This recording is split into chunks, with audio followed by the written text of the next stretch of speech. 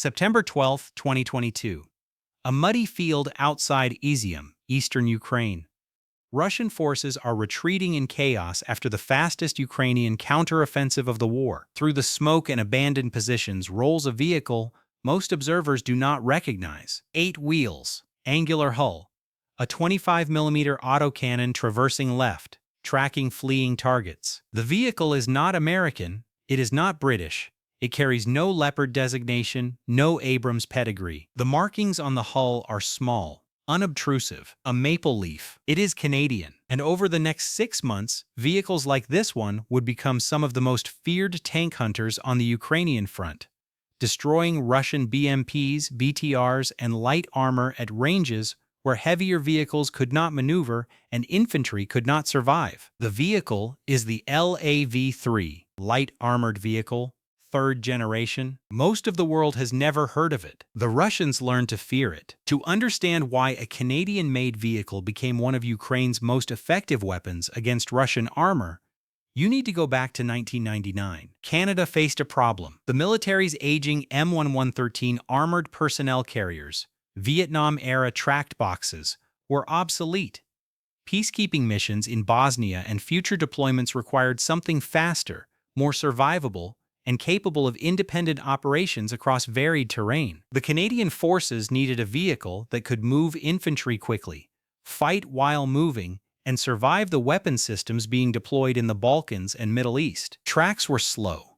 Wheeled vehicles were fast but lightly armored. The compromise was the LAV-3, an 8-wheeled armored vehicle based on the Swiss Mawag Piranha 3 design, licensed and built by General Dynamics Land Systems Canada in London, Ontario. The first production vehicles rolled out in 1999. By 2001, 651 had been delivered. The base LAV-3 was 6.9 meters long, 2.7 meters wide, weighed 16,900 kilograms combat loaded, and could carry 7 infantry, plus a crew of 3. Power came from a Caterpillar 3126 turbocharged diesel producing 350 horsepower. Maximum road speed was 100 kilometers per hour.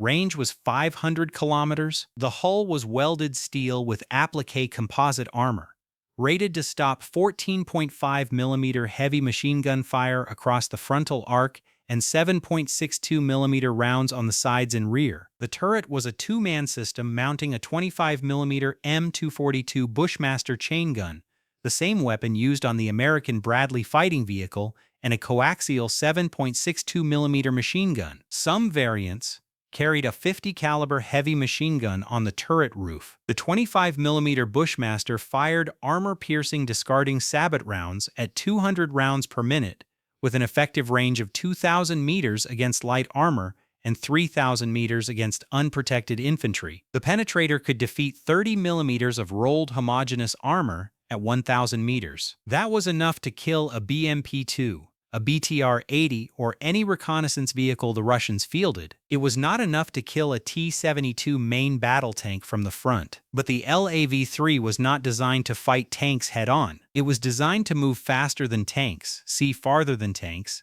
and kill everything around the tank until the tank had no infantry support, no supply line, and no reason to stay in the fight. Canada deployed the LAV-3 to Afghanistan in 2006. Kandahar Province. Taliban fighters were using IEDs, ambushes, and hit-and-run tactics against coalition convoys. The terrain was open desert, river valleys, and dense urban areas. Tracked vehicles were slower and logistically demanding. Wheeled vehicles like the LAV-3 could self-deploy hundreds of kilometers, operate independently, and return without tank transporters. The Canadian Battle Group at Forward Operating Base Massamgar relied almost entirely on LAV-3s for patrols, convoy escort, and offensive operations. The Taliban quickly learned that engaging a LAV-3 directly was suicide. The 25mm autocannon could engage targets at 2,000 meters, well beyond the effective range of RPGs or small arms. The vehicle's thermal sights allowed it to see through dust and darkness. One engagement in August 2006 defined the LAV-3's combat reputation. A Canadian patrol was ambushed en route Hyena south of Kandahar. Taliban fighters opened fire from a tree line 800 meters away with machine guns and RPGs. The LAV-3 turret traversed.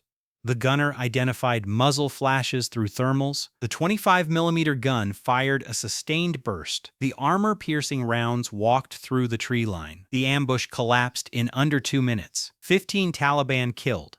0 Canadian casualties. The engagement was recorded on the vehicle's gun camera. It became required viewing at Canadian Armor School. The lesson was simple. Light armor equipped with a stabilized autocannon, modern optics, and trained crews could dominate asymmetric battlefields where heavier systems were overkill and lighter vehicles were undergunned. Then the war ended. By 2011, Canadian combat operations in Afghanistan wound down.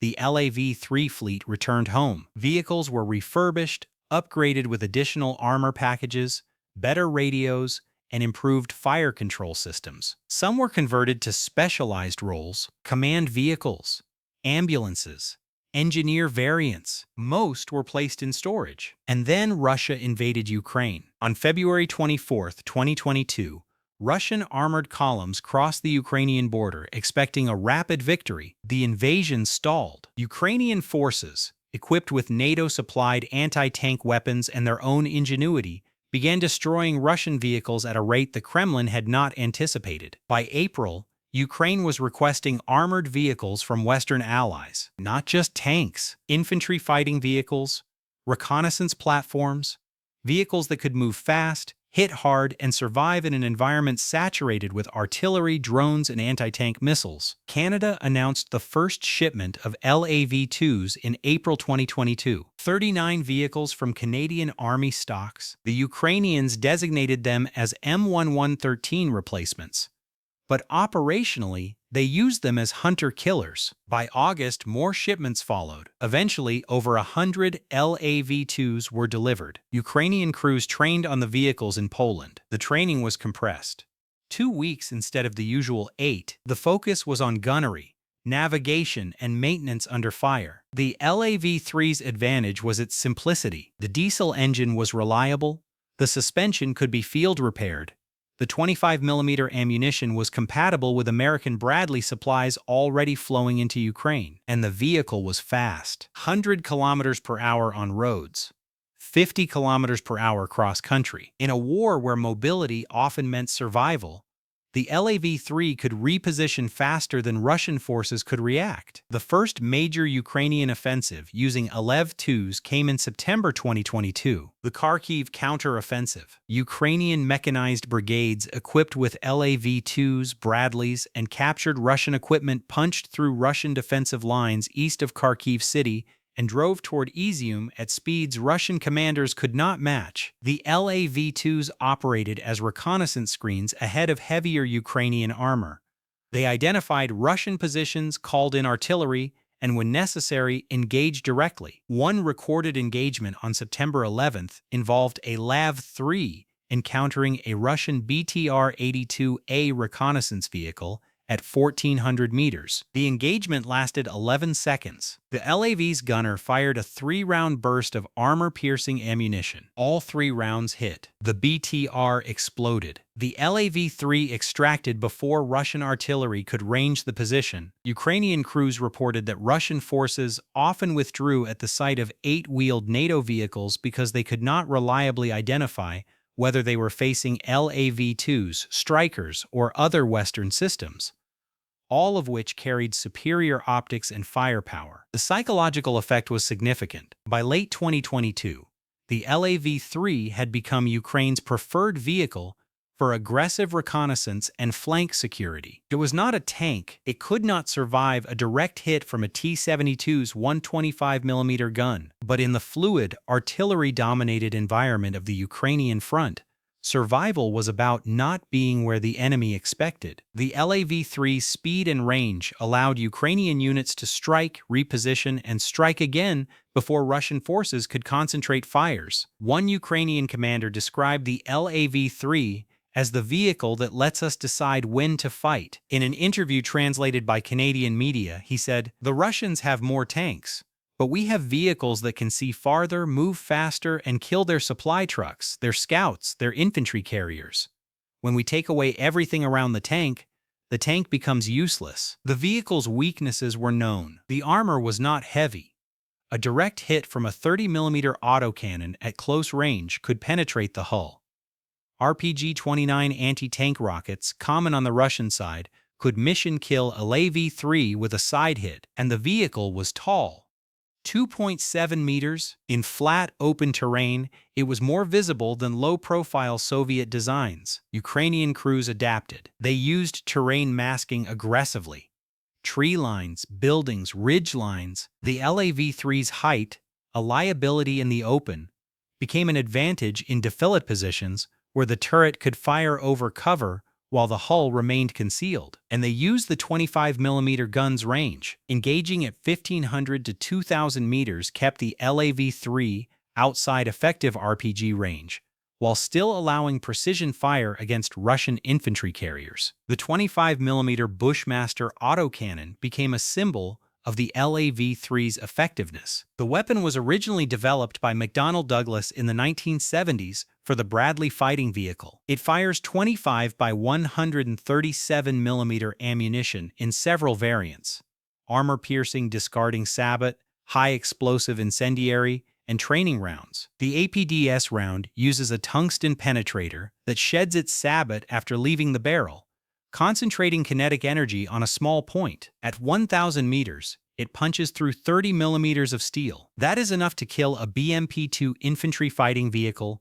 a BTR-80 armored personnel carrier, or a BRDM-2 scout car. It is not enough to kill a modern main battle tank, but it is enough to kill everything that supports the tank. Russian doctrine relied on combined arms. Tanks supported by infantry carriers, supply trucks, and reconnaissance vehicles. The LAV-3 could not kill the T-72s, but it could kill the MTLBs carrying ammunition, the BTRs carrying infantry, and the fuel trucks keeping the advance moving. Without those, the T-72 became isolated, vulnerable, and eventually abandoned. Ukrainian forces reported numerous cases of Russian tanks abandoned intact after LAV-3-equipped units had destroyed their supporting logistics. The Canadian government, historically cautious about military exports and deployments, found itself in an unexpected position. A vehicle designed for peacekeeping and counterinsurgency was now a frontline tank hunter in the largest conventional war in Europe since 1945, and it was working. By early 2023,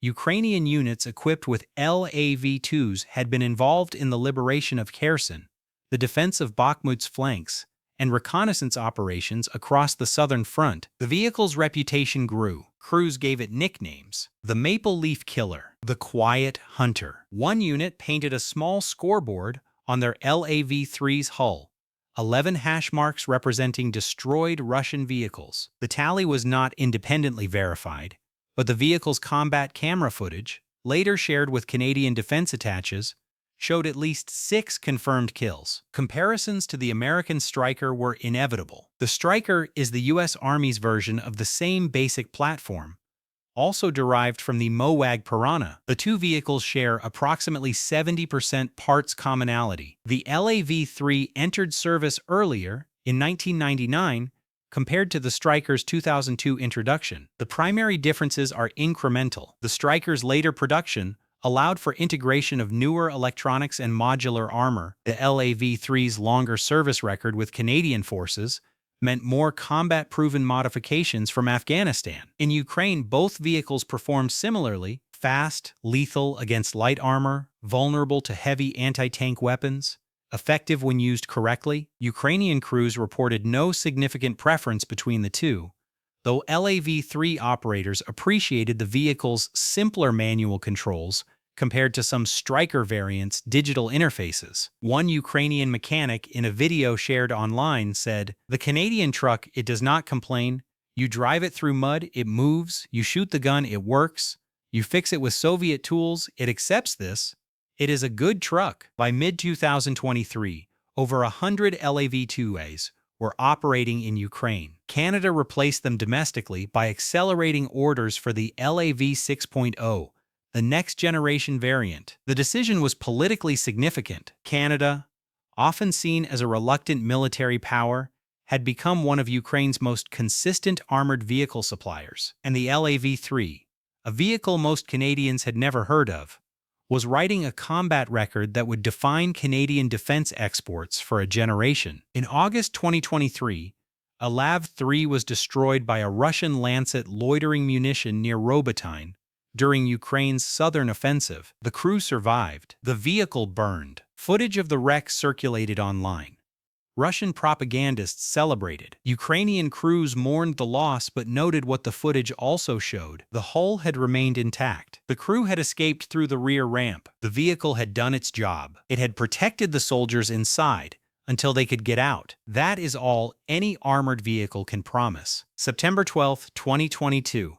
A LAV-3 rolls through the liberated streets of Izium. Ukrainian civilians wave flags. Soldiers on the vehicle wave back. Somewhere ahead, Russian forces are retreating. Somewhere behind, Canadian diplomats are drafting press releases. And in London, Ontario, at the General Dynamics plant where these vehicles were built, workers are receiving word that another order is coming. The LAV-3 was not designed to be a tank hunter. It was designed to move infantry safely and fight when necessary, but in Ukraine, necessity redefined the vehicle. It became the platform that hunted supply lines, killed reconnaissance elements, and made Russian armor advances unsustainable. The quiet Canadian vehicle that no one expected became the platform that taught the world a lesson the Canadians learned in Kandahar. Speed, firepower, and smart tactics beat heavy armor when the battlefield rewards mobility over protection. The LAV-3 is still in Ukraine, still hunting, still writing a legacy that began in the factories of Ontario and will end wherever the war ends. Not with a bang, but with the quiet, professional competence of a vehicle that simply worked when it mattered most,